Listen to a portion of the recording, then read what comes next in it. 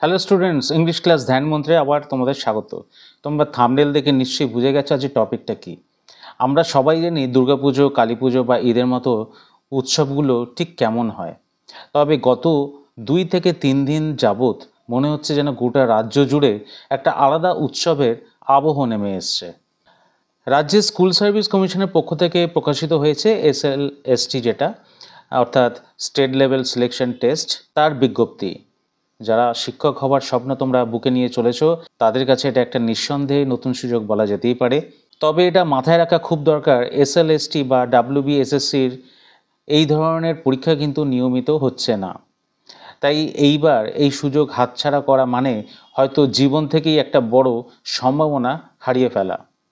কারণ এইবারের শূন্যপদ বা ভ্যাকেন্সি এতটাই বেশি যা অনেকের কেরিয়ার ঘুরিয়ে দিতে পারে।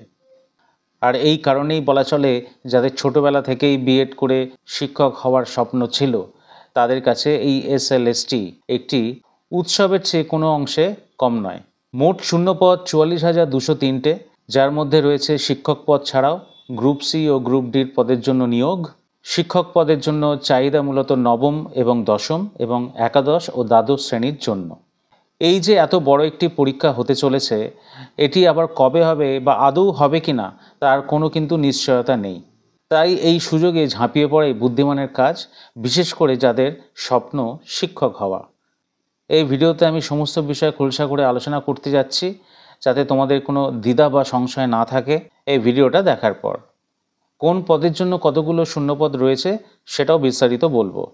তাই এই ভিডিওটা একেবারেই হতে চলেছে দারুণ ইন্টারেস্টিং। চলো এবার আমরা দেখে নিই পুরো ব্যাপারটা। আচ্ছা, প্রথমেই দেখো, এখানে আমরা দেখতে পাচ্ছি যে ওয়েস্ট বেঙ্গল SSC বা WBSSC SLST 2025 কি ভ্যাকেন্সি আছে। যে সেখানে আমরা দেখতে পাচ্ছি সেকেন্ড লাইনে যে 44,203টে ভ্যাকেন্সিজ আমরা পাচ্ছি, টিচিং এবং নন টিচিং মিলিয়ে। এবার আমি যেগুলো আলোচনা করব সেগুলো হচ্ছে সিলেবাস, নেক্সট হচ্ছে এক্সাম প্যাটার্ন, তারপর হচ্ছে এজ লিমিট, এবং ফাইনালি হচ্ছে টোটাল গাইড। পুরো ব্যাপারটাই কিন্তু তোমরা এই ভিডিওটা দেখার পর জেনে যাবে। দেখো, এই যে WBSLST অ্যাসিস্ট্যান্ট টিচারের যে রিক্রুটমেন্ট 2025-এ যে নোটিফিকেশনটা এসছে, এই যে রিক্রুটমেন্ট যেটা হবে সেটার এক্সাম নেম হচ্ছে West Bengal state level selection test বা WBSLST। SLST মানে হচ্ছে state level selection test. Exam conducted by কারা? না, West Bengal central school commission. এরপর আমরা চলে যাব, দেখো পোস্টটা কিসের? না, WBSLST অ্যাসিস্ট্যান্ট টিচার নিয়ে আজকে আমরা আলোচনা করছি, যার শর্ট ফর্ম হচ্ছে AI। অ্যাপ্লিকেশন কবে থেকে শুরু হচ্ছে? না, অ্যাপ্লিকেশন স্টার্টিং অন 16 জুন 2025 এবং লাস্ট ডেট হচ্ছে 14 জুলাই 2025। 3 মাসের মতো সময় আছে, যদিও লাস্ট ডেট পরের মাসে, কিন্তু এখন থেকেই তোমাদের প্রিপারেশনটা স্টার্ট করে দিতে হবে। টোটাল ভ্যাকেন্সি 44,203-এর মধ্যে টিচিং ভ্যাকেন্সি তোমরা দেখতে পাচ্ছ যে 35,726। আর মোড অফ অ্যাপ্লিকেশন যেটা তোমরা অ্যাপ্লাই করবে, সেই অ্যাপ্লাই মোডটা হবে অনলাইন।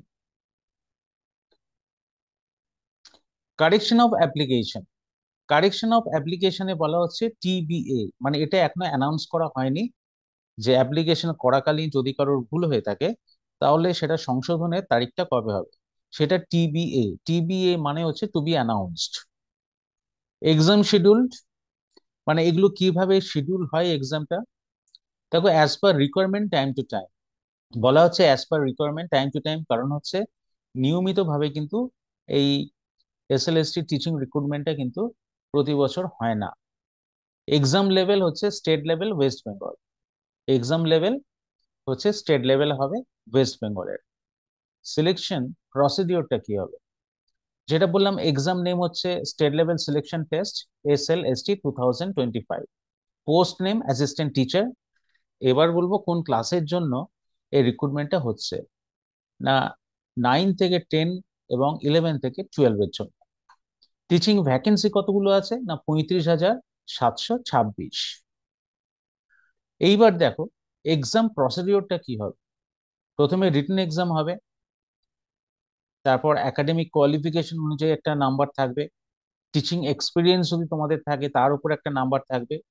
ফাইনালি ইন্টারভিউ হবে এবং তার সাথে লেকচার ডেমনস্ট্রেশন তোমাদের করতে বলবে তোমার সাবজেক্টের ওপর।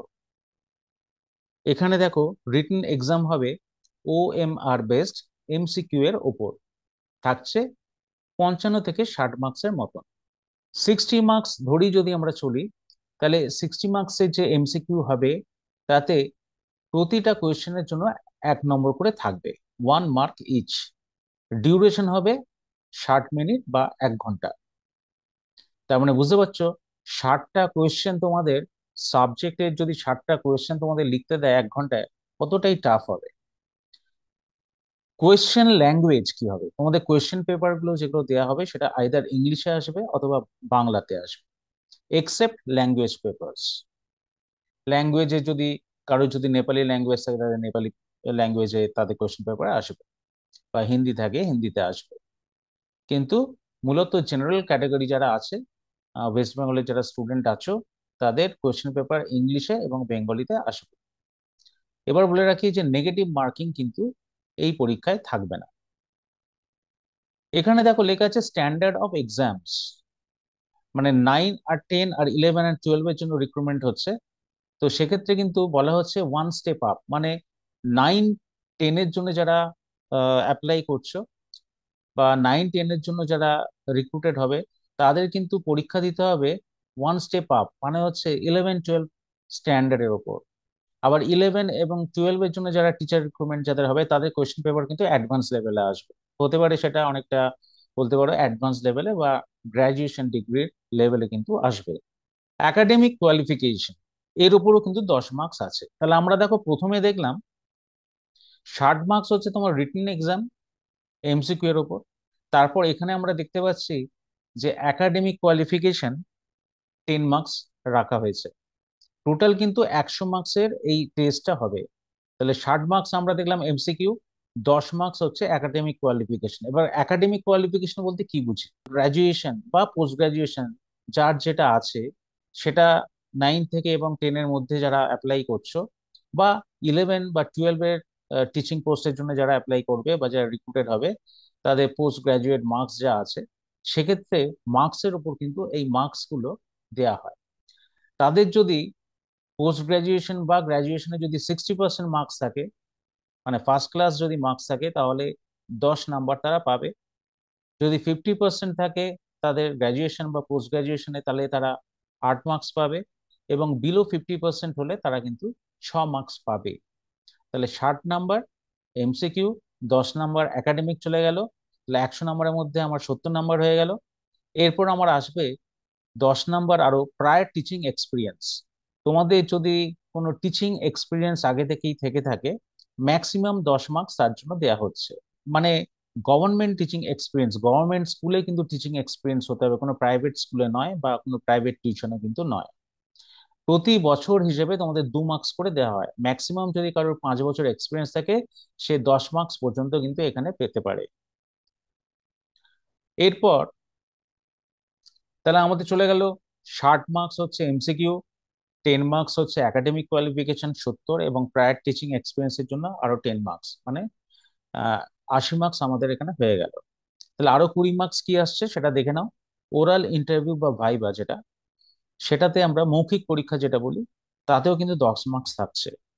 এই মৌখিক পরীক্ষাতে কি আসবে, এই মৌখিক পরীক্ষাতে আসবে কমিউনিকেশন এক্সপার্টাইজ, তুমি কতটা কথা বলতে সাবলীল, এবং তোমার সাবজেক্ট নলেজ কি আছে, তার উপর কিন্তু ওরাল একটা ইন্টারভিউ হবে বা ভাইবা হবে। এরপর লেকচার ডেমো হবে লাস্টে, সেটাতেও কিন্তু 10 নাম্বার থাকছে। সেই লেকচার ডেমোটা কিন্তু তোমাদের সাবজেক্ট ডেমো হবে, তোমাদের যা সাবজেক্ট তার উপর তোমাদের একটা টপিক দিয়ে দেবে, সেখানে তোমাদের কিছু লেকচার দিতে হবে।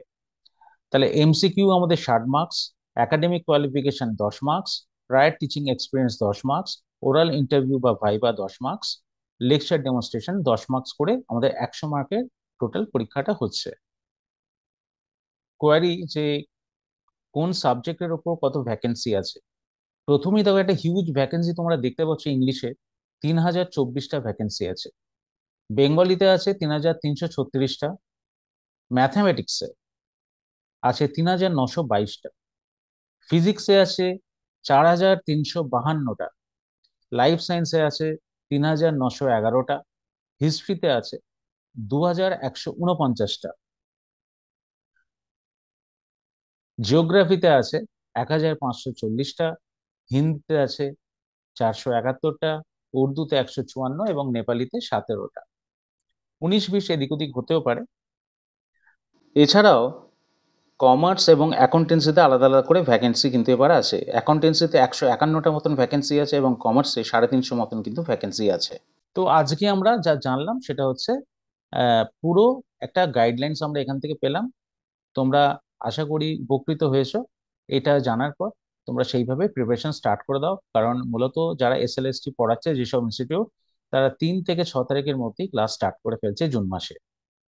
এলাম, ভালো থাকবে।